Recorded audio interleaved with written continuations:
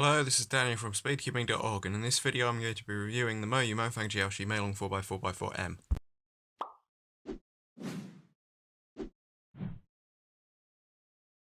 So obviously colour scheme, darker, much darker. No surprises there. They've decided to mimic their standard MoYu shades, but obviously that is different from the original Meilong shades. But that's fair enough and doesn't really matter too much. Most people I don't really care about shades, I don't know. So it's average sort of speed, the sort of speed you'd expect from a 4x4. Not slow, not really fast, and mostly stable.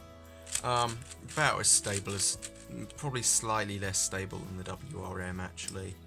Even on these pretty tight tensions actually, so there is a risk to that. It's not that stable.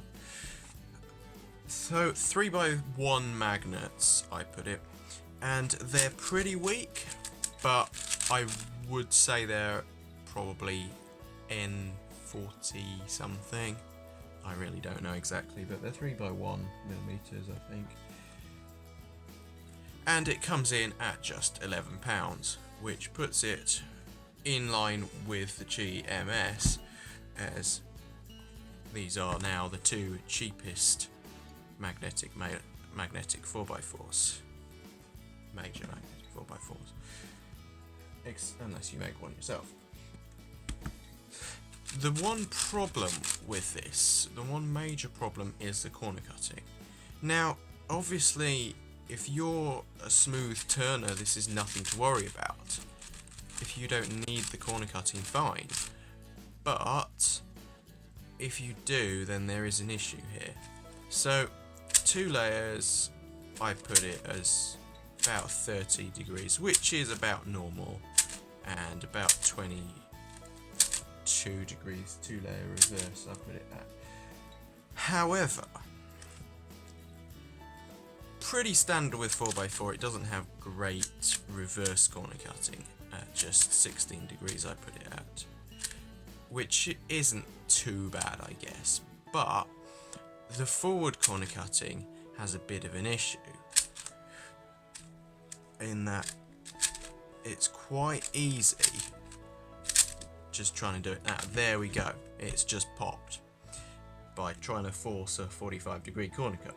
So I put it at, it can safely do 37, which is fine, I guess, as long as you're a smooth turner, because obviously the Yaosu WRM can do, or can't really do 45, but it can do pretty close, and if you try and force it to do 45, it doesn't pop. So that is one major issue. The GMS also can't do 45. Well, it can get pretty close, just like the Yaosu WRM, but if you try, it just doesn't let you, and moves slightly further so it can doesn't pop.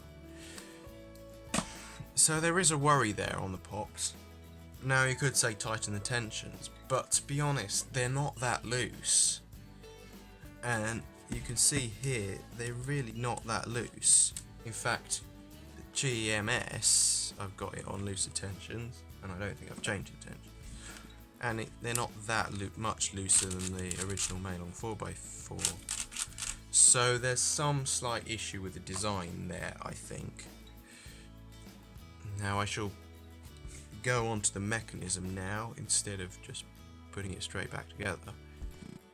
So the Meilong 4x4 has pretty standard design, but I think the main problem is that these pieces don't go deep enough into the cube. Now obviously I'm no expert on cube design, so I don't really know, but that is my theory, because these GMS pieces appear to go slightly deeper into the cube. Not much, but enough that I think it does make a slight difference. And also the inner pieces appear to, slightly just make it everything closer together, which could well prevent the popping, because we see popping occasionally on the Meilong 4x4 that we certainly don't see on GEMS. So in terms of my recommendation for this cube, it basically falls into two categories: size and your turning style. If you have a smooth turning style and you don't mind smaller cubes, I would recommend this. In fact, it may even be better than the LCWRM for some people with a very smooth sort of turning style. I have heard a few people who main the Meilong 4x4 or a self-magnetized version before this came out. However, for a beginner, the safest one to get, in my opinion, is a GMS, because it is more stable. It's very unlikely that it's going to pop on you. So in many cases it's probably better in that regard. However, it is 3mm bigger, which is a big difference. And it also, when I'm trying to compare it, it's noticeable and quite annoying switching between these two cubes, because this is so much bigger than the Meilong 4x4. However, size ignored, this is a better performing cube. However, this is safer to use if you don't want to have to put up with pops, because 4x4 pops are very annoying. There is also the size element. If you think you like bigger cubes, get the GMS, and if you think you like smaller cubes, get the Meilong 4x4. But it's something to bear in mind that this is not pop proof, and this basically is. Both are £11. Which is pretty bad for me actually.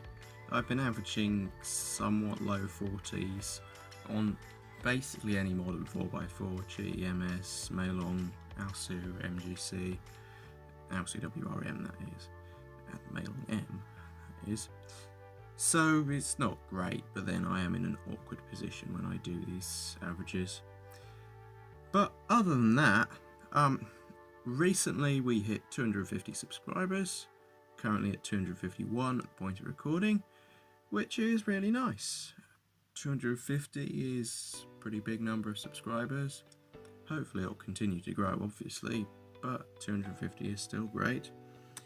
And I do hope that people are finding these reviews useful. We do try and review all new cubes when they come out, or shortly after they come out, and get them up for sale on speedcubing.org as soon as we realistically can. We like to have them available for pre-order, but people seem to want to wait until it's actually available a lot of the time, I've noticed, which is fair enough.